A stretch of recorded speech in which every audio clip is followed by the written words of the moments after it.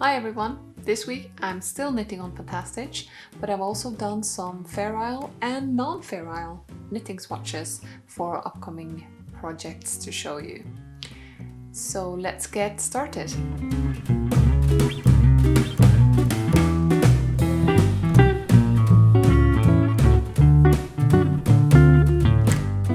Okay, so welcome to episode 23 of Hanging On by a Thread podcast. My name is Sølje and this is my space where I talk about everything knitty and crafty that I do in my everyday life. So I am definitely doing this on a hobby basis. There is only so much time to go around in a day, but even so I thought I want to do this podcast to share a bit my inspirations and thought process around making and knitting and all these things that we all enjoy so much. Whew. It's been I've been plodding along on my project. I've been enjoying my knitting this week. I haven't done that much. So last week I did not post an episode simply because I'd done about this much on my Fantastitch shawl, and I didn't think I had that much more interesting. I didn't have hard to speak today. I didn't feel like I had that much to bring to the camera, so to speak. This week is a little better. I've been thinking a lot. You know how it is. You're machinating what to knit next. And there's been a lot of that going on for the past 2 weeks. And I'll just look at my notes here. Oh, yes. Also, pollen. I sit all winter longing for light and green and all these things, and I keep forgetting that I am terribly allergic to pollen, and especially the grass that is now starting to spread in Norway. So yeah, my preferred season definitely is late summer and autumn, because you get all the good stuff of the light and bright, but without all the allergens flying around in the air. And now I've been walking my 5-year-old to kindergarten in the morning, which is about an hour walk back and half an hour there, half an hour back. I'm pushing that tram up a big hill and breathing in everything that's floating around, and it's left me a bit. It's left me a bit out of energy, simply. So, you know, with the eyes and I do take medication for it, and it's a bit better, but I'm pushing my luck when I have those weeks where I do deliver 3 days a week. So I'm trying to remedy that, and I picked back up my driving lessons. So I'm also trying to squeeze that into the schedule of the half-time working, half-time taking care of the baby and doing the whole kindergarten run and delivering. And now I'm trying to do the driving lessons, which I also have to study for the theoretical test. Which day I'm doing this practice question things, and they're trying to trick you every turn they can. So, but goal is by winter to have a license, which will, you can everything, and anything's possible, right? But it's not convenient to live in the countryside in Norway and not have a driver's license. I'm not a kid anymore, and I need to do things quickly and efficiently. So yeah, that has nothing to do with knitting. I am sorry. Let's get into talking about the knitting. And as always, as most of the last episodes, I managed to dig out something different to wear today. This is essentially a newly finished knit. I haven't been wearing it at all. It's been finished for about a year, I think. I finished it in the spring, and like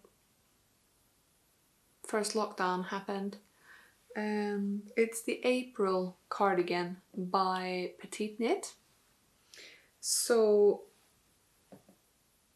it's been finished for a long time, but it was kind of a fancy office wear cardigan, and since I haven't been fancy or gone to the office for a very long time, I haven't been wearing it, so I kind of forgot that I had it, which is ridiculous because it turned out pretty good.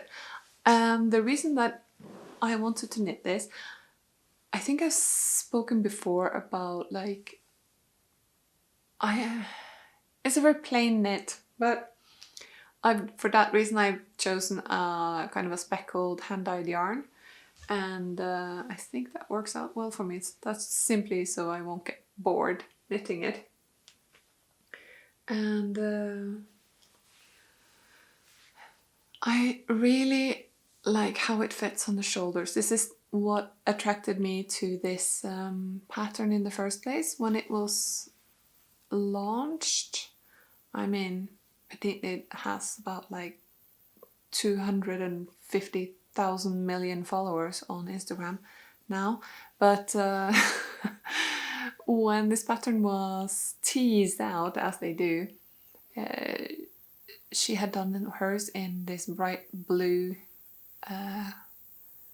color, which was lovely, but I went for a grey because I needed something basic for my wardrobe that I could layer over just about anything going into the office. Let's see if I can get up closer.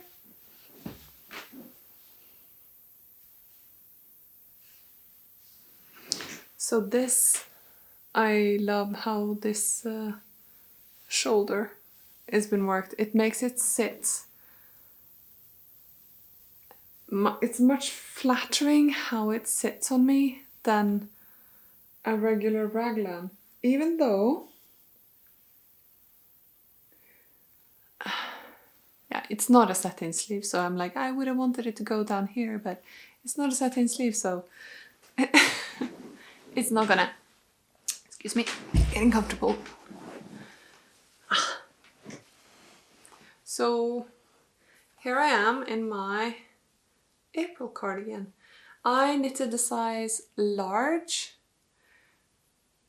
Yeah, the sizing, or at that time, I don't know if she changed it, but you know, I think it was extra small, small, medium and large, extra large, I think was the sizes. I prefer it when I do at least 1, 2, 3, or just plainly say the centimeters of the measurements. That's a lot more helpful than just large. And I feel like there's too much, something happened to the shape of the cardigan on the large size, and I started thinking like, how large do they think large is? Doesn't matter. But it's a bit, it balloons a little on the back here. I don't know if you can see that. It like balloons a little here. But it is definitely the right size for me. But maybe I should have made it a little longer. Possibly. Let's get centered in the camera. Maybe I should have made it a little longer. And with this, as I said, I haven't been wearing it for a long time, all year. And I think that's a good thing, because sometimes I tend to finish garments and I'm not 100% chuffed with them. I'm like not pleased. I'm disappointed. They're not as magical as I wanted them to be. Like when you first cast on, there is this rush of excitement and I'm like, ah, yes. And I get a similar thing when I'm about to cast off, but then the dread builds. I'm like, oh my goodness, when I'm finished now and it's not gonna fit, or it's gonna fit badly. I'm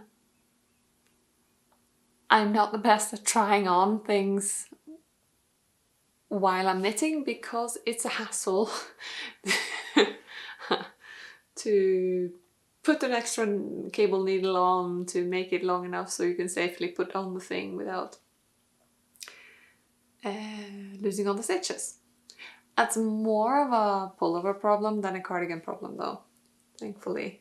So this one I did try on a bit, and I think I should have cast on maybe a few more stitches on the collar, because this Italian bind off, which is all round and stretchy and nice, it does pull quite a bit, so it pulls in. I think that might be remedied with wear, actually. So it's got this nice round edge. So there's Italian bind-offs on the cuffs, on the hem. So the finishings are all quite nice. I think it was knit flat, of course, and then it's the V-neck, and I like that the V-neck is placed correctly on me, and the shoulders as well. So I'm pleased with that, and optimal length on the sleeves. Long enough I can do this if I want to, but if I just do it like that, my wrists are free. So yay. Yarns, of course, you want to know the yarns of this. So I've knit this in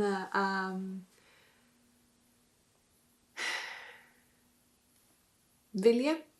It's Hillesvåg Vilje, one strand of Hillesvåg Vilje, which was hand dyed by Værbitt garn.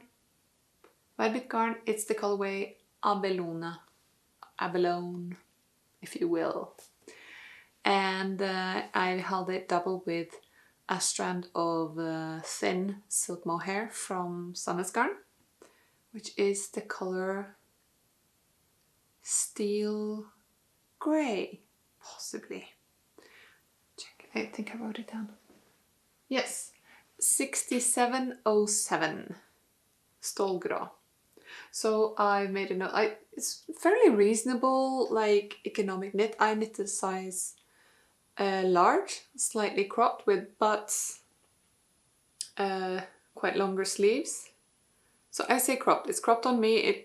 If you're shorter than 175, the large would probably be a regular fit on you. It's up to you how long you make it. Come on, it's top down. So I used 260 grams of the Vilje and 110 grams of the silk mohair. So it's not bad. You can less than 3 skeins of hand-dyed yarn. Oh yeah, I did not wash it after finishing it, so I didn't wet block it, but I did give it a nice steam press. So ironing board, knitting, wet towel. So I did that. I didn't feel like this needed any particular washing, because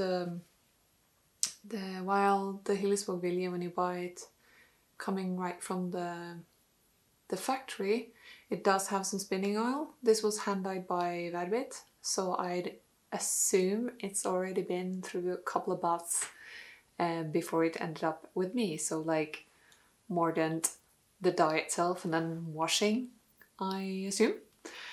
So I can't imagine there's any spinning oil left to wash out. And Keep it moving, woman. It's time to talk about work in progress. And today, as 2 weeks ago, and the week before that, and the week before that, I will be talking about Stephen West's Fantastitch shawl. I have arrived at the final section, guys. And the rows are so very long. It's a known issue, it's a known problem, it's a known fact, a detail with the Stephen West shawls, that they are massive. I knew this getting into it, but I thought, how long can a row take me? Turns out quite a bit of time. So yesterday I managed to do the final stripe, these 2 rows of increase eyelets there. So there's a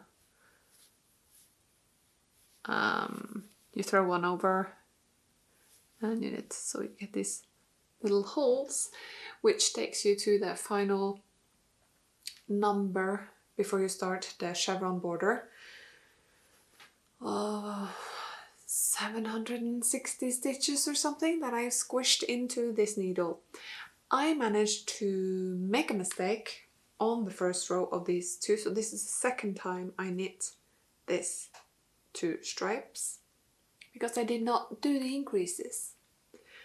And I took advantage of having to rip out 2 rows to get it off my needle and actually see how big this shawl is getting. And it's massive. I have no idea how I'm going to be able to show that on the podcast when it's finally done. I guess I will clip in some, here it is, of me really far away to show you the whole wingspan, and then of course I will drape it around myself once it's done, and I'm really looking forward to doing that. It is okay. Let's see if I can hold up something without it falling off the needles. But yeah, this part you've already seen, right? And here it is. Da, da, da, da, da, da, da, da, da. I don't know why I'm singing Inspector Gadget, but there it is. And this is the last time marker from the last time I showed you, and I've done these repeats here. Not very exciting ones. Yeah, the honeycomb is quite pretty. It's really hard to show you when it's so squished up. There's so many stitches, guys. There's so many stitches. Okay, let's try something. This section here without it sliding off on the sides. Oh, I'm scared. I'm scared it's gonna slide off. But here. So you can see this is where this is what I did last time, and it feels like I've done so little, but it's not, you know, the progress in the first week seems like it was this much, because it was that much. It was just also just this wide. Now it's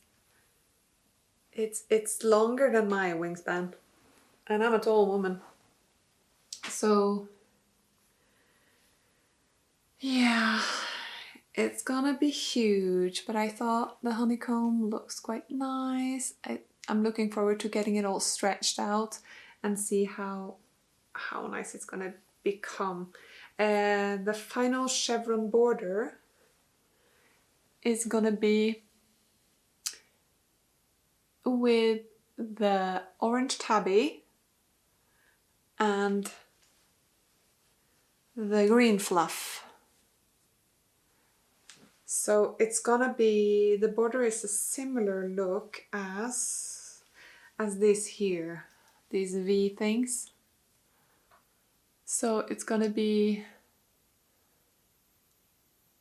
like that, but like chevron thing. So that orange, same orange, but instead of the white, it's gonna be the fluffy green. I think that's gonna be quite pretty. And then by the end of it, let's see how much yarn I've got left to see which yarn should be used for the I-cord bind up that goes all along the edge. See, it's already trying to sneak off my needles. It's a cheeky little shawl, cheeky gigantic shawl. But I've got to say, it's a bit of a slog now. It's a bit of a slog now, but I haven't gotten tired of it. So this is basically the only thing I've been knitting on for the past 2 weeks. 4 weeks straight, knitting on nothing else. And I mean, it also tells you a bit how much knitting time I've had. Although, you know, it is quite a lot of fabric. I think this is, I'd say this is the same amount of fabric as knitting a sweater. Huh? So shawl knitting is not like a small accessory quick knit kind of deal, I've realized. This is just as much as a commitment as knitting a pullover for myself. If I'd, instead of knitting this, I'd been knitting on my Kutar pullover, that would have been done 2 weeks ago. I'm convinced. Because for that one, I've only got stockinette left in DK weight yarn. So yeah, there's things waiting. Kutar is waiting for me to pick it back up and separate from body and sleeves. The yoke is done. I just need to do the whole counting. I don't want to do the counting. Basically, that's where it's at. And my lapwing just needs a sleeve, a simple 2-color colorwork sleeve, and that's ready to seam, and I can knit on a neckline. This is how I work, guys. It's like I'm collecting projects that are this far from being finished, so that at some point in the future I will have a rush of finishing things and I'll have lots and lots of quick wins. Sometimes you need a quick win. So if there's a project you've been knitting on, just it needs like half a sleeve or something, put it to one side, leave it hibernating for 6 months until you're really, really frustrated with something, then you can pick that back up and be finished like that and feel really proud of yourself. Maybe. But okay. Do I need to mention all the colorways and all the things? Maybe, maybe not. I'll do it anyways. So I've got,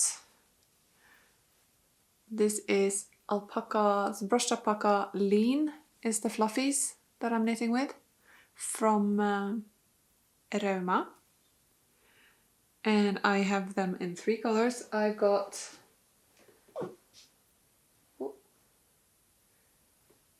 I'm glad I'm finished with the white because this is how much I've got left. I think I'm finished with the white.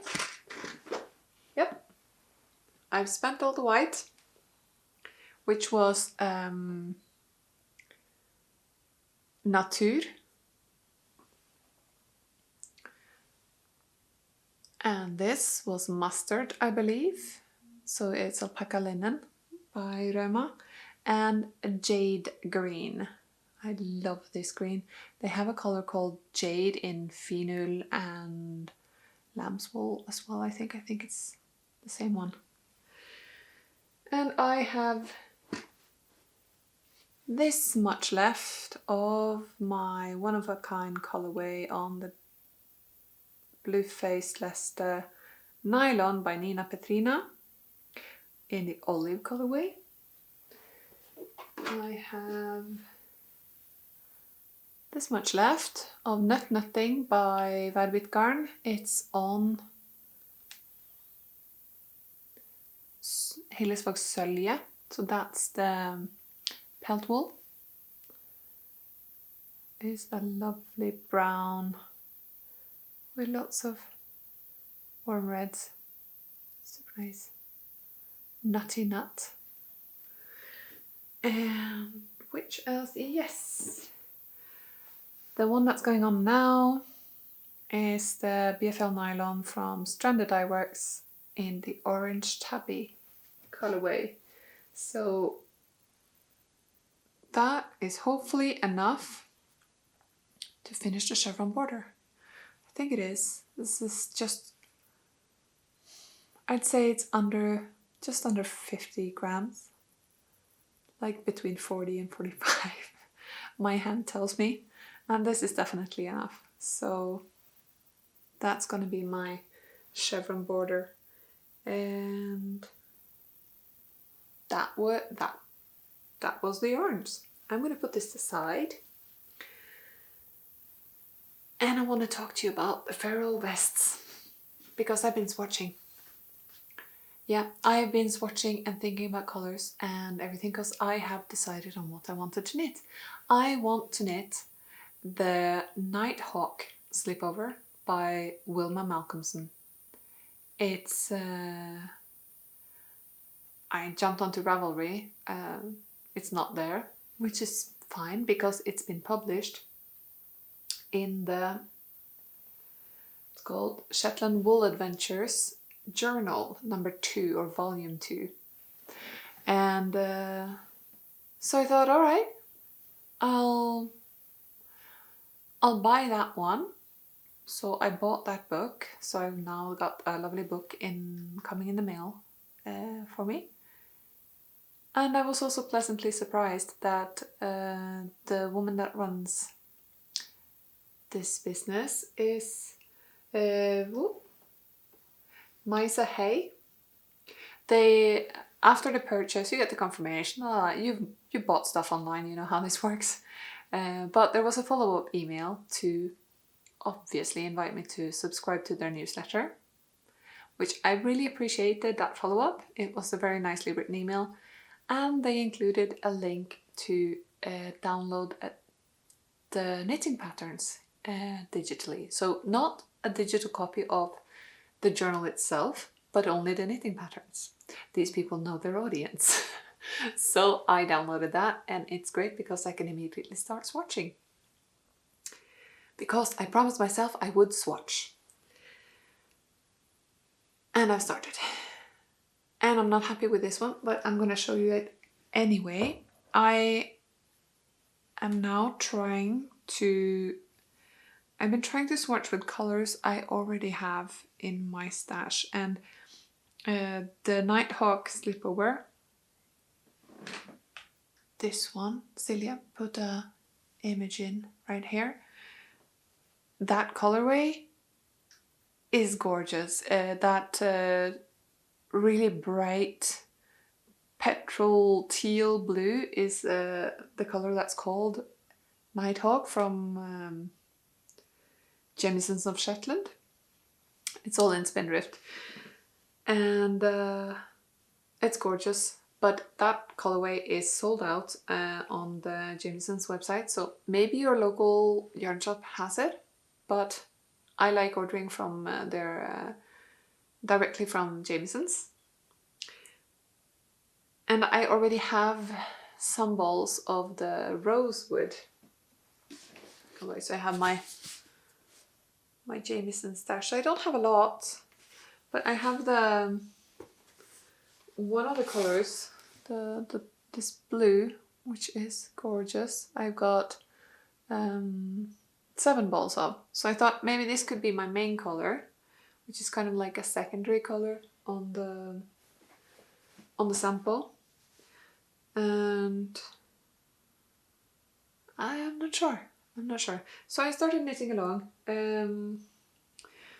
swatching, and I started with that and thinking, okay, I'll do black and some.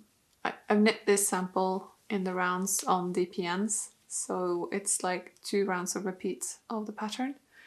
So just to make sure that I see how it works up the XO and star patterns.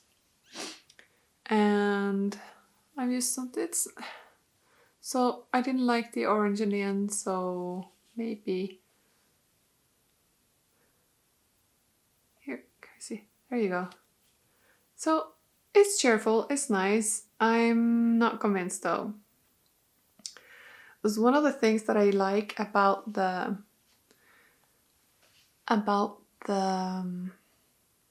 sample shown is the way they've used the color. Like, so clearly Wilma Malcolmson is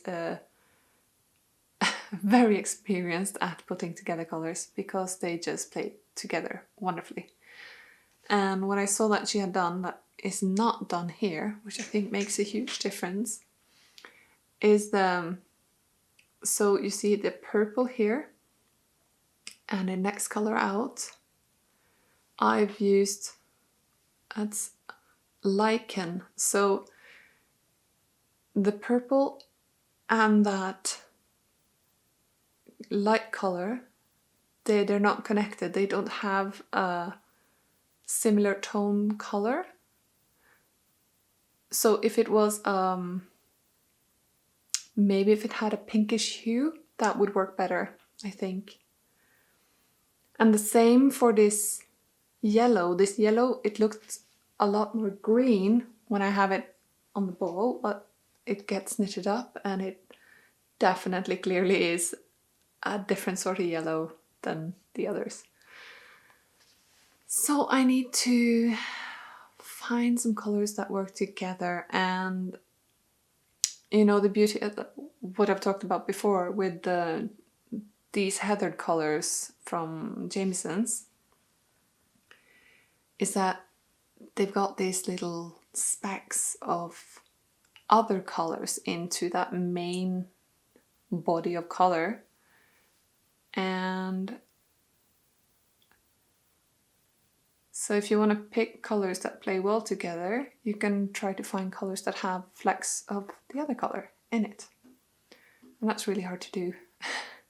Looking at photos online and knowing how to blend them. So I've been using my nerd skills and playing around in Photoshop with the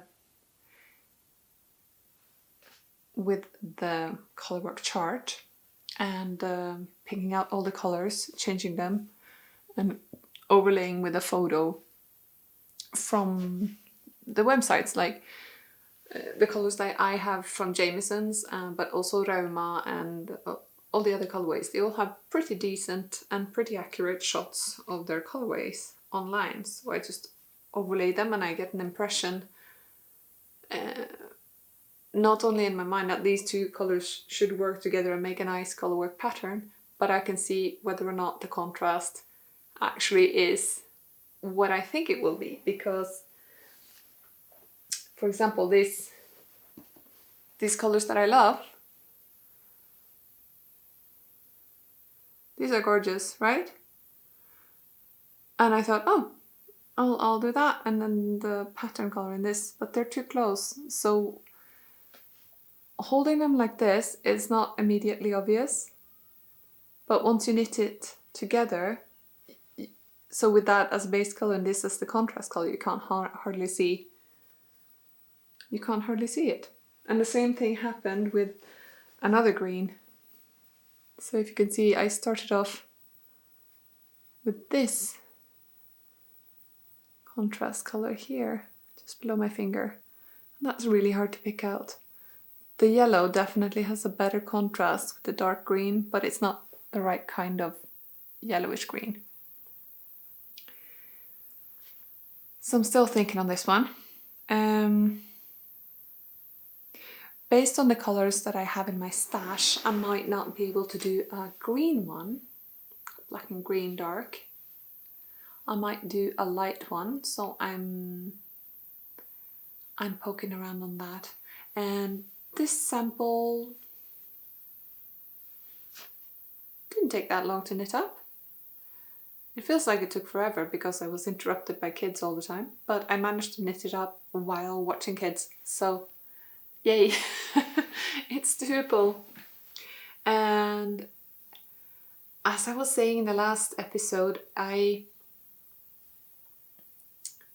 need to take the time to do these kind of swatches and make sure I'm really convinced with the colors I'm choosing, because the only way to make a a wearable garment for me then is to make sure it has the colors I love, and I will then pick it and wear it. Yeah, because I think if I knitted this, I would be like, oh, that's a pretty vest, but I'd not maybe wear it. So let's see what I end up with. And there was another vest in that same journal, which had a bit of a retro 80s gradient diamond thing going on, which was very nice. I'm thinking I've been promising my dad a slipover for like forever. And I think that could make a nice gentleman's slipover with the base grey and some bright red pops, because his favorite color is red, but I think it would be a bit much to knit a...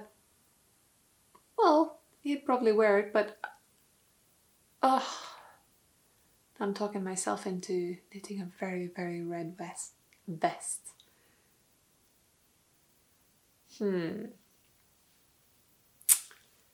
First for me, let's see how I do with this. Nighthawk. And I was thinking, get your needles out, start swatching for your preferred feral vests, and let's do a knit along for feral vests, shall we? There are plenty out there, and it's handy enough summer knit. If you're like me, your summer knit is not going to be finished for summer anyway, so why knit a linen t-shirt? Knit a vest and you can wear it this autumn. Yes, that's a good idea, Sølje. So while I was swatching for this, see, this is meant to be then staked and washed and taken a gauge sample of. Not sure if I'm going to do that since I'm not happy with the colorway. Okay. Since I was on a swatching roll and I've been lecturing about finding the colors, I am now swatching for the next big plain garment. Because if I'm gonna knit like a knee-length cardigan, I better be damn sure it is a color I would wear. So I am swatching for a cardigan called Grow by, I don't remember who, but I'll put that in the pattern in the show notes. Some Danish designer, I think. Anyways, it's a very simple knit, and you start with top down, so you can make it any length you want, with or without pockets. It's a very versatile pattern, and it is so I've been swatching for that cardigan, but I'm not thrilled with any of these options. So I've decided on 2 strands together, so it will be a marled something, and I'm marling with a color that's decided is this kind of bluish grey thing. That's hard to see. It's essentially the color of the wall behind me, which is Holst. It's Holst Garn. It's their silk blend, so it has silk and merino, which the fabric is nice. Like, it drapes nicely. It's not heavy, but it still has some drape. It's not so, yeah. And that top bit here, I've held together with a strand of Rauma in a blue, which I think that, oh hello blowout, which I think looks really nice. The green option here is also very nice. That is, I think, Kingfisher or something like that, which is Holst Super Soft. This one, the rusty, dirty green one, is also Holst Super Soft, and then just black lamb's wool Rauma lamb's wool again there. I would like it to be a dark basic cardigan, so I thought maybe the Rauma lamb's wool would be way to go, but I don't like the way this marls. It's too marled. This is much better, so I'm leaning towards this, but the idea for this was to use those really bright leftover yarn things to shoot in and make kind of an eclectic look to it. But I think this is very nice on its own.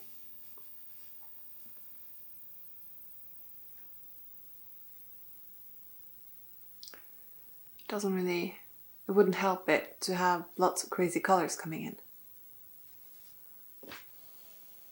So should I just hold the silk double and go for that?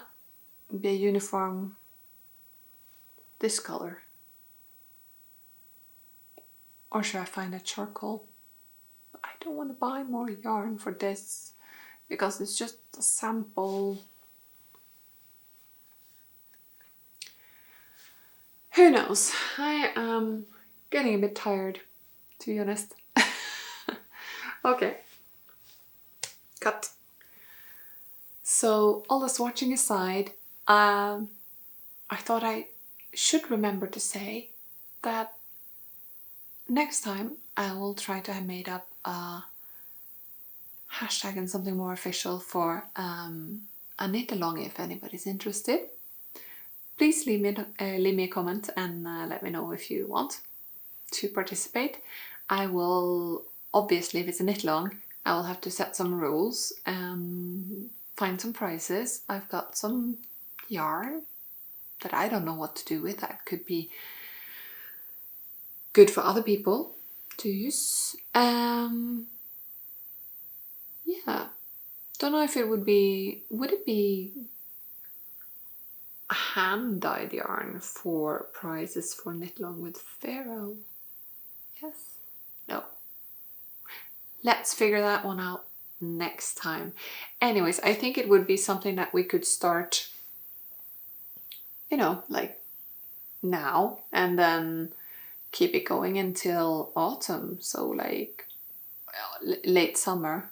So keep it past August, and maybe some mid-September-ish we could be finished with it to give people time to knit. That's it. Next time I'll probably have more swatches to rant about. This is nice, but not nice enough. Yep, that's it for me today. I hope you enjoyed this episode. Notes for everything that I mentioned should be in the description box below, and also on my blog, which is bythreadblog.com. And lately I've only been posting the blog notes there and not much else, so there's that. Yeah. If you enjoyed the podcast, obviously, if you haven't done so already, you can click like, subscribe, and make sure you get the notifications so you don't miss an episode. And if you want to follow me on other places around the internet, my handle is @silmoa. It's the same both for Ravelry and for Instagram, so you can look me up there. Not really any other places. And hopefully I talked about something that made sense to you this week, and I'll be back next week. Yes? Yes. I'll see you then. Bye.